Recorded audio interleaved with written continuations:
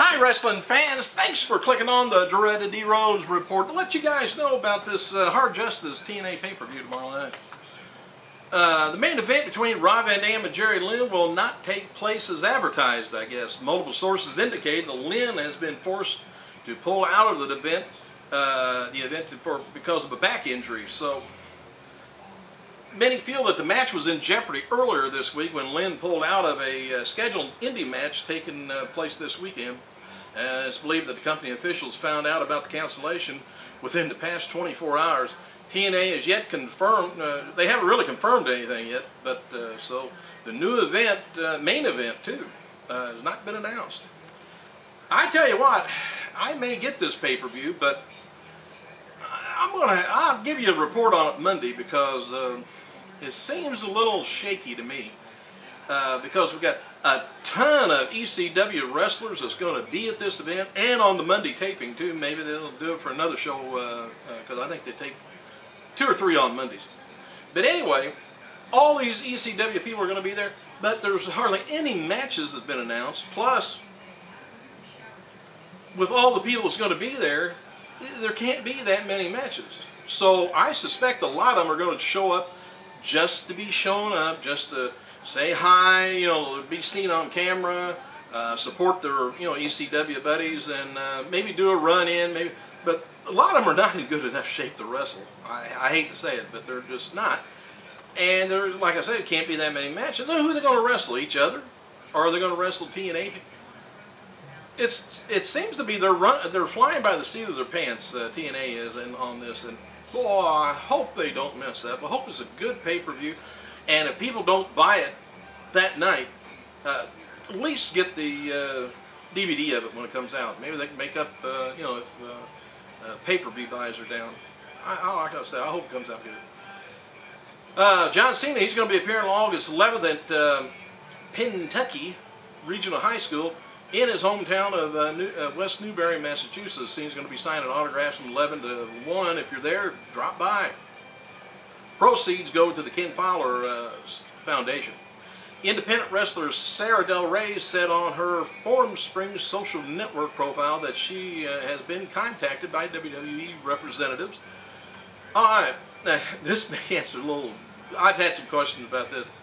Alfonso Castillo of the Newsday Steel Cage blog asked WWE attorney Jerry McDevitt if WWE considering any legal action against TNA for the Hard Justice pay-per-view.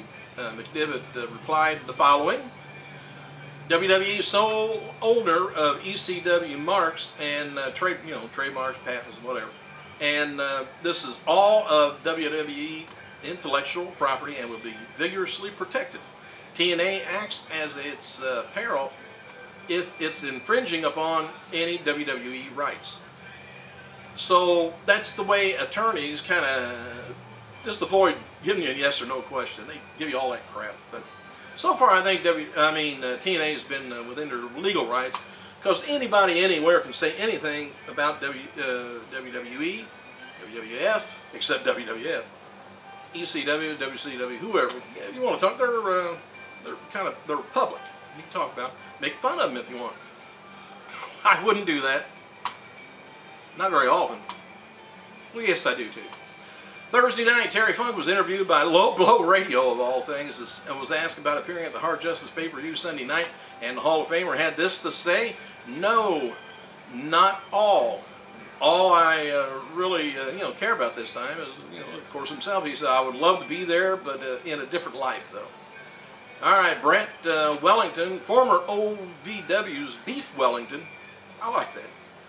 Made his FCW arena debut with a strong showing, I guess, in his loss against Tyler Rex. Wellington and his latest name from the list of making I think he's from England too, I thought. Might not be, I might be thinking of another Wellington. I think Wellington, that's who I'm thinking of. Forget what I just said. Anyway, of those making the recent WWE debuts, among others, is a former Consequence Creed, which he's not now, and Austin Watson, and of course they'll change Beef Wellington's name to, I don't know, Fujiyama or something. Anyway, Vince McMahon said at a recent WWE conference call that the company's been pitching its TV network to cable providers that they want to get up and going early 2011. WWE's submitting proposals for the network based on Major League Baseball's TV model. And Vince said there's interest in the project, and in some cases, a lot of interest. This past Superstars on WGN did a not too good, a 0.66 cable rating with about 600,000 viewers. Replay did a 1.60 with about 128,000 views. Shawn Micheals was asked on his Twitter account, was he angry at WWE for releasing Bryan Danielson? And Micheals replied, no, I wasn't mad. I didn't even know that until 2 weeks later, and I was hunting in North Dakota, and not really my biz anyway. Vince McMahon was interviewed by the Associated Press about his wife's political opponents using WWE footage against her. Vince feels that her opponents have taken snippets of footage out of context and left out the soap opera element leading up to those moments. Well, that's true. TMZ does it every day, I think. Anyway, Vince admits that WWE's made some mistakes in the past, but says 2 years ago they made the change to a more family-friendly product, and we're all just so proud of that. We're not? Apparently Booker T, Charmel, became parents of their new twins yesterday. Congratulations to them. This past Thursday's episode of TNA on Spike TV did a 1.21 cable rating with about 1.5 million viewers, a little bit more. About the same as last week's. Brian Fritz of fanhouse.com recently interviewed ECW original Shane Douglas about TNA's Hard Justice pay-per-view. Here's some of the highlights here. Shane must be a little bitter, I guess. He says, I was offered to be on the show, but I would love to be on the show. I put in one stipulation forward, that I get Ric Flair. And it comes to my understanding that Rick, rather than talk about his illustrious career, or the Four Horsemen and his famous in-ring runs with Dusty Rhodes, Hulk Hogan, he decided to talk about me, say some things that my lawyer is considering to be borderline slanderous and libelous. Said, I would hope that ECW fans would see fit to tune out this show as opposed to tune in, whenever they consider that guys like Ric Flair are being paid $500,000 a year. Sting gets paid God knows how many millions of dollars over the past 5 years, and Hogan's been paid $750,000 this year. I'd be there too, just come out and point. And said I would love to be there, for the final epitaph for ECW, but I felt for 1 second that TNA was going to do it right. Said they offered, some guys out to tell me, about doing it. He said I would normally be there. So if I know that Dixie is trying to get Spike over to back Paul Heyman, or if she's trying to pull a smoke and mirrors with ECW fans, he don't know whether she's telling the truth or not. We don't.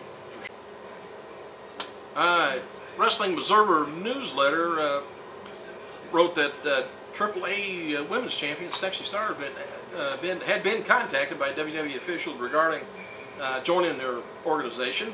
And it's worth noting on Wednesday that the Masked Luchador posted a cell phone image of her Twitter account indicating she's in Tampa, Florida, which is the home of WWE Promotions and Florida Championship Wrestling. It said she did not, however, identify the purpose of her trip to the United States, although it should be noted the tryout camp is currently being held at the developmental facility. Over 50 individuals, both male and female, are participating in the evaluation clinic.